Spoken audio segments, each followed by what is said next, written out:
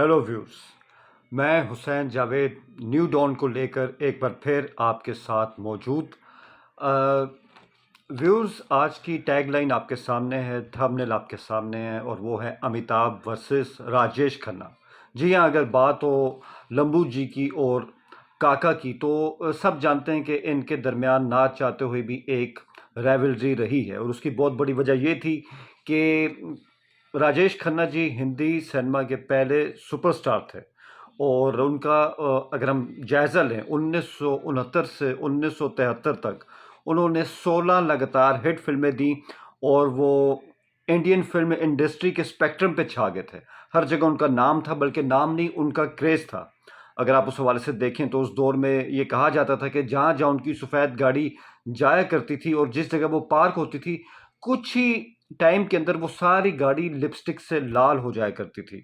और राजेश खन्ना के क्रेज़ का ये भी आलम था कि अक्सर उन्हें कई ख़वातीन अपने खून से ख़त लिखा करती थीं। ये था उनका क्रेज़, जो उन्होंने हाथी मेरा साथी, कटी पतंग, अमर प्रेम और आराधना जैसी फ़िल्म से हासिल किया, और वो हिंदुस्तानी अवाम के बल्कि दुनिया भर में अपनी लाजवाब एक्टिंग के बायस, अपनी जो उनकी एक रोमांटिक इमेज थी उसके बायस वो छा गए थे।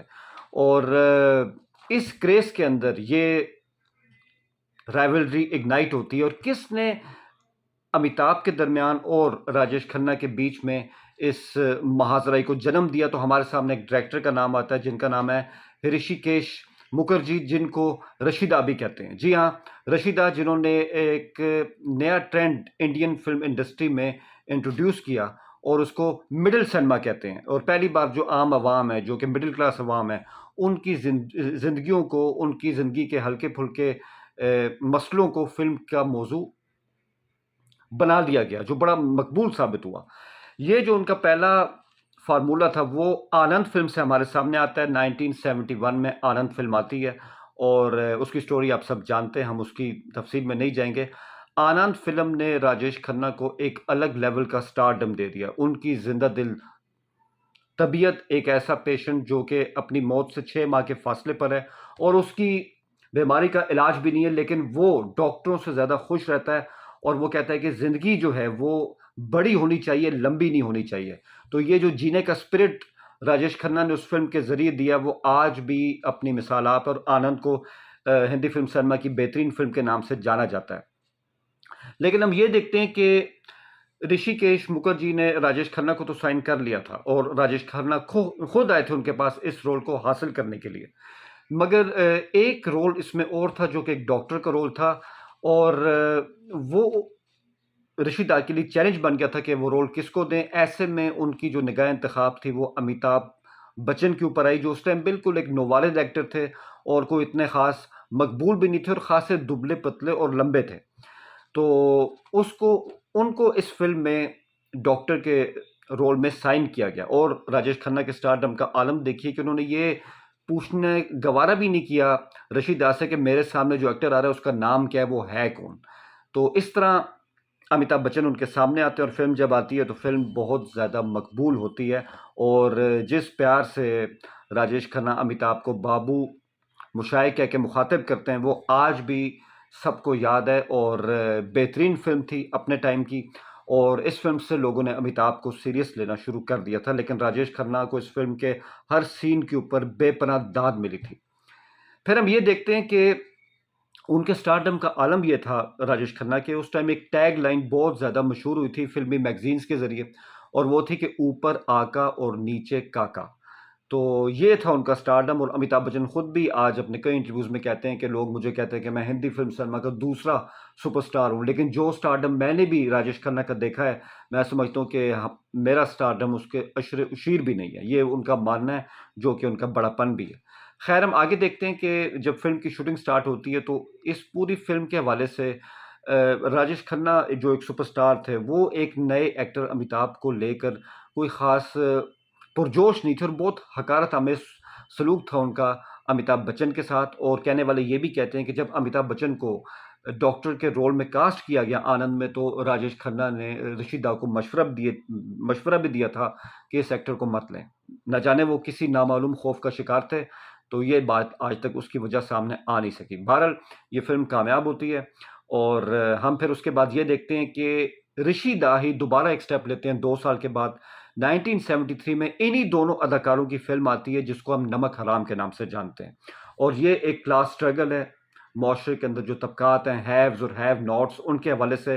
امیتابھ بچن وکی کے رول میں ایک فیکٹری اونر ہے جن کا جگری دوست راجیش کھنہ ہے اور وہ غریب ہے، مگر وہ اپنے دوست کے کہنے پہ فیکٹری میں جا کے مزدوروں کے ساتھ الیگ سلیگ کرتا ہے تاکہ مزدوروں کی سوچ جو ہے وہ وکی تک پہنچائی جائے. مگر اس کو لگتا ہے کہ مزدوروں کے مسائل جینون ہیں اور سرمایہ دار ان مسائل کو حل نہیں کر رہے بلکہ ان کا استحصال کر رہے ہیں. تو یہاں سے ایک کلاس سٹرگل سٹارٹ ہوتی ہے امیتابھ کے بیچ میں اور راجیش کھنہ کے بیچ میں نمک حرام فلم کے حوالے سے، اور بےحد زبردست فلم تھی.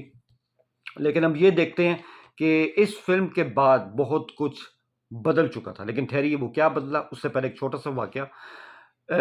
جیا بہادری باورچی فلم میں راجیش کھنہ کے ساتھ کام کر رہی تھی. اس فلم میں امیتابھ بچن کو نیریٹر کے طور پہ کاسٹ کیا گیا تھا اور ان کا 5 منٹ کا بس اس میں ایک ان کی نریشن تھی. لیکن جیا بچن نے محسوس کیا کہ جب بھی راجیش کھنہ ان سے ملنے آتے ہیں تو وہ ان کے ساتھ کھڑے امیتابھ کو یکسر نظر انداز کر دیتے ہیں. اور ایک دفعہ تو حد ہوگی جب راجیش کھنہ نے امیتابھ کو اس بری طرح سے، اس حقارت سے نظر انداز کیا کہ جیا بہادری راجیش کھنہ کے سامنے چیخ اٹھی کہ تم آخر اپنے آپ کو سمجھتے کیوں؟ تم کوئی خدا تو نہیں ہو؟ آخر ایک انسان کا دوسرے انسان کو عزت دینے میں کیا جاتا ہے؟ اور جس انسان کو تم آج بری طرح سے نظر انداز کر رہے ہو یہ کل کا سپر سٹار ہوگا، تم اس بات کو یاد رکھنا. اور آنے والے دور نے ثابت کیا، شاید وہ کوئی قبولیت کی گھڑی تھی کہ جو جیا بچن نے کہا وہ بالکل منون صحیح ثابت ہوا. خیر، بات کرتے ہیں نمک حرام کی. تو نمک حرام میں ہمارے سامنے ایک چیز اور بھی آتی ہے کہ جب فلم اینڈ کی طرف جا رہی تھی تو راجیش کھنہ نے باقاعدہ رشی دا سے ریکویسٹ کی کہ آخر میں آپ وکی کو مارنا چاہتے ہیں جو کہ سرمایہ دار ہے جس کا رول امیتابھ بچن کر رہے ہیں. میری ریکویسٹ ہے کہ یہ رول تھوڑا سا چینج کیا جائے اور ڈیتھ کا سین جو ہے وہ مجھے دیا جائے. راجیش کھنہ کے بیک آف مائنڈ میں کہیں نہ کہیں آنند فلم کا اینڈ بھی تھا جس میں ان کی موت ہو جاتی ہے اور وہ سارا میلہ فلم کے آخر میں لوٹ لیتے ہیں. تو ان کو لگا کہ وہ نمک حرام کے اینڈ میں بھی یہ کر لیں گے. تو رشی دا نے، راجیش کھنہ چونکہ سپر سٹار تھے تو ان کی بات کو ٹالنا بہت مشکل تھا. آخر میں سین کو بدلا گیا اور راجیش کھنہ کی موت کا سین دکھایا گیا. لیکن پھر سب نے دیکھا کہ جب راجیش کھنہ کی موت فلم میں ہوتی تو امیتابھ بچن واپس بستی میں جاتے ہیں اور وہ اپنی آستینیں چڑھا کے بستی والوں کو چیلنج دیتے ہیں کہ کس میں ہمت ہے جو میرے سامنے آئے، کس نے میرے دوست کو مارا. تو یہ جو ان کا ایک مینرزم تھا، جو ان کے اندر کا اینگری ینگ مین تھا، یہ پہلی دفعہ باہر آیا اور لوگوں نے ان کو نوٹس کرنا شروع کیا. اور جیسے میں نے کہا کہ نمک حرام کے بعد چیزیں بہت بدل چکی تھیں اور اس کے بعد ہم دیکھتے ہیں کہ ایک جھڑی لگ گئی. آپ کے سامنے زنجیر فلم آتی ہے، آپ کے سامنے مجبور آتی ہے، اور پھر دیوار، اور پھر شعلے، اور پھر سلسلہ آگے چلتا رہتا ہے. اور یہ وہ چیز تھی جس نے امیتابھ کے اینگری ینگ مین امیج کو 4 چاند لگا دیے. اور ہم اس میں یہ دیکھتے ہیں کہ صرف وجوہات یہ نہیں تھی کہ امیتابھ کو یہ رول ملا اور وہ ہٹ ہو گئے.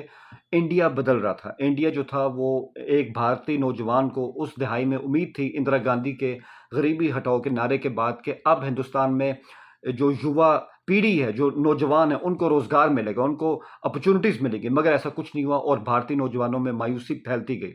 تو امیتابھ بچن نے جو اپنے ایک اینگری ینگ مین کا رول کیا، چاہے وہ کسی مزدور کے رول میں، کسی کلی کے رول میں، کسی پولیس انسپیکٹر کے رول میں اس فرسٹریٹڈ بھارتی نوجوان کو اپنا آپ دکھائی دیا کہ ہمارا غصہ امیتابھ اسکرین پر درشا رہا ہے. اور یہ چیز ان کو راجیش کھنہ میں دکھائی نہیں دے رہی تھی. وہ ابھی بھی اپنے لور ہیرو کے امیج سے چمٹے ہوئے تھے جس میں اب ان کو ناکامی ہونا شروع ہو گئی تھی کیونکہ انہوں نے چینجنگ انڈیا کی ریالٹیز کو تسلیم نہیں کیا تھا اور ان کا فارمولہ حالانکہ پٹ چکا تھا. اور پھر امیتابھ کا سٹارڈم بڑھا اور اس کا ٹرکل ڈاؤن افیکٹ جو تھا وہ مزے کی بات ہے کہ وہ سیلونز پر بھی ہوا جہاں پہ مشہور تھا کہ کون سا کٹ کروانا ہے، کا کٹ کروانا ہے. لیکن بعد میں دیکھا کہ کون سا کٹ کروانا ہے، مجھے لمبو کا کٹ کروانا ہے اور اس کٹ کی قیمت کاکا کے کٹ سے بھی زیادہ تھی. تو اب دیکھیں کہ ہیئر کٹ کے معاملے میں بھی امیتابھ نے راجیش کھنہ کو پچھاڑ دیا تھا. اور بڑا مزدار واقعہ یہاں پہ آتا ہے کہ جب آنند فلم ہٹ ہوئی تھی تو کاکا نے ایک بہت بڑی پارٹی دی اس خوشی میں. اس میں بہت سارے فلمی صحافی آئے. تو اس دور کی ایک مشہور فلمی صحافی تھی دیویانی چوبل. جب انہوں نے فلم دیکھی تو کھنہ ان کے پاس گئے اور پوچھا کہ دیویانی تمہیں فلم کیسی لگی؟ تو دیویانی نے کھنہ کو ایک سائڈ پہ لے جا کے بہت ہی رازداری سے بتایا، آئندہ اس لمبو کے ساتھ کام مت کرنا، میں نے اس کی آنکھیں دیکھی ہیں، یہ تمہیں کھا جائے گا. اس ٹائم تو کاکا کو یہ بات سمجھ میں نہیں آئی اور انہوں نے کہا کہ ایسی کوئی بات نہیں ہے، لیکن دیکھنے والوں نے دیکھ لیا تھا کہ پہلی بار راجیش کھنہ کو ایک مختصر رول میں سے ہی کسی نے اسکرین پہ ٹکر دی تھی. اور پھر آنے والے دنوں میں جب امیتابھ کی ایک وننگ سٹریک آتی ہے، ان کی کامیاب فلموں کی جھڑی لگتی ہے، تو راجیش کھنہ کو احساس ایک ہوٹل میں ہوا جہاں وہ پہلے آتے ہیں، پرستار ان کے گرد جمع ہو جاتے ہیں، ان سے آٹوگراف لیتے ہیں.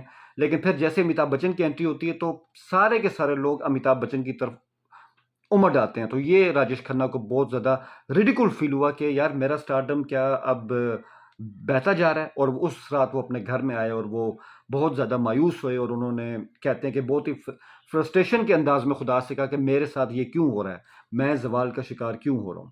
اور اس دور میں راجیش کھنہ کے بارے میں یہ بھی کہا جاتا ہے، ان کے جو قریبی ساتھی ہیں، کہ وہ بچن شبد کو بھی سننا پسند نہیں کرتے تھے. اور وہ یہ کہا کرتے تھے جو یہ سمجھتا ہے کہ کاکا ختم ہو گیا وہ غلطی پر ہے، اور جو سمجھتا ہے کہ میں زوال پذیر ہوں وہ آج کے بعد میرے دربار میں نہ آئے.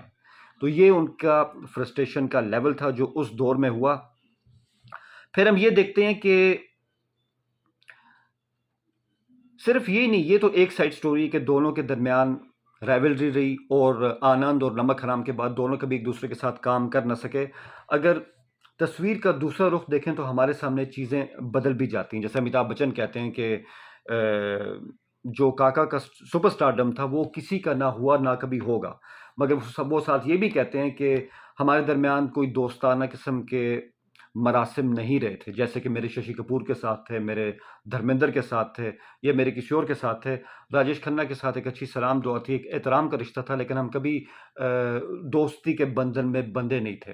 لیکن اس کے باوجود یہ بھی بات آتی ہے کہ راجیش کھنہ کے سامنے جب دیوار کا اسکرپٹ آیا تھا، یش چوپڑا نے ان سے بات کی تھی تو راجیش کھنہ یہ رول کرنا چاہتے تھے، مگر سلیم جاوید اس کے آڑے آ گئے اور انہوں نے یش چوپڑا کو قائل کیا کہ یہ اسکرپٹ اگر جائے گا تو امیتابھ بچن کے لیے، جن کی آنکھوں میں اینگری ینگ مین دکھائی دے رہا ہے. اور یوں سب نے دیکھا کہ دیوار فلم جو تھی وہ امیتابھ بچن کو مل گئی تھی، کیونکہ سلیم جاوید نے بھی آنے والے وقت کو پڑھ لیا تھا. پھر ہم یہ دیکھتے ہیں کہ نمک حرام جب ریلیز ہوتی ہے تو راجیش کھنہ نے فلم کے اختتام پہ اپنے ساتھ بیٹھے رشی دا کو بھی یہ کہا کہ یہ ہے کل کا سپر سٹار. جس طرح سے اینڈنگ میں امیتابھ نے اپنا غصہ دکھایا ہے اپنے دوست کی موت پہ، راجیش کھنہ نے بھی اعتراف کیا کہ اس میں مجھے کل کا سپر سٹار دکھائی دے رہا ہے. تو صرف معاملہ یہ نہیں تھا کہ دونوں طرف سے جیلسی تھی اور راجیش کھنہ ایک کھوکھلے پن کا شکار ہو گئے تھے، چیزیں تھوڑی سی مختلف بھی تھیں.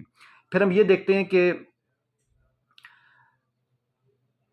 آنند فلم کا جب اینڈ ہوتا ہے، آخر میں آپ کو یہ انٹرسٹنگ بات بتاؤں، جب آنند فلم کا اینڈ ہو رہا تھا تو امیتابھ کو ظاہری بات ہے کہ راجیش کھنہ کی موت پہ سوگ کا سین فلمانا تھا، اور امیتابھ بہت کنفیوز تھے کہ میں روں تو کس سٹائل سے روں، کیونکہ یہ رونے کا مقام ہے، رونا اس سین کی ڈیمانڈ ہے. ایسے میں رشی دا نے ان کو کہا کہ اس فلم میں تمہیں رونا نہیں ہے، تمہیں غصہ دکھانا ہے، تو رونے کو اوائڈ کرو اور تم ایسا شو کرو کہ تمہیں غصہ آیا ہے کہ آنند کی موت کیوں ہو گئی. اور سب نے دیکھا جب امیتابھ نے آنند کی لاش کو جھنجھوڑتے ہوئے کہا کہ کیوں چپ ہو گئے تم میرے کان کھا گئے ہو، تو لوگوں کو وہ سین بہت زیادہ بھا گیا تھا. یہی نہیں، امیتابھ نے اس دور میں اپنے بہت ہی جگری دوست ایکٹر محمود سے بھی کہا تھا کہ میں اس سین کو کیسے کر سکتا ہوں، وہ فیلنگ کیسے اپنے چہرے پہ لا سکتا ہوں. تو محمود نے ان کو بہت اچھا مشورہ دیا کہ تم یہ سمجھو کہ کاکا اصل میں مر چکا ہے تو تمہارا ری ایکشن کیا ہوگا. اور یہ دونوں جو پوائنٹس تھے یہ امیتابھ بچن کے بہت زیادہ کام آئے. تو یہ تھی ان کے درمیان ایک رائیولری کی حقیقت. کئی بار کیا ہوتا ہے کہ انسان بہت زیادہ اونچائیوں پہ ہوتا ہے اور کئی دفعہ وہ اس میں ایسا بیہیو کر جاتا ہے جو اس کو نہیں کرنا چاہیے تھا، لیکن اس کا یہ مطلب نہیں ہے کہ وہ انسان ہمیشہ سے ایسا ہی تھا. جہاں پہ آتی ہے بات اپنے اپوننٹ کو سراہنے کی، اپریشیٹ کرنے کی، راجیش کھنہ نے امیتابھ کو دل کھول کے اپریشیٹ بھی کیا، اور اس میں کوئی شک کی بات نہیں ہے. اور ہم نے دیکھا 2009 میں جب راجیش کھنہ کو لائف ٹائم اچیومنٹ ایوارڈ دیا گیا، اور یہ شاید ان کی آخری اپیرنس تھی کسی بھی فلمی فنکشن کے اندر، تو وہ لائف ٹائم اچیومنٹ ایوارڈ ان کو امیتابھ بچن نے ہی دیا تھا اور راجیش کھنہ نے دل سے تسلیم کیا تھا. اور آخر میں انہوں نے ایک شعر پڑھا جو میں سمجھتا ہوں کہ راجیش کھنہ کے عروج و زوال کی بھرپور عکاسی کرتا ہے. خود کاکا کی زبانی انہوں نے کہا کہ عزتیں، چاہتیں، الفتیں، شہرتیں، سب کچھ اس دنیا میں رہتا نہیں. آج میں جہاں ہوں کل کوئی اور تھا، آج میں جہاں ہوں کل کوئی اور تھا، یہ بھی ایک دور ہے، وہ بھی ایک دور تھا. آل دا بیسٹ.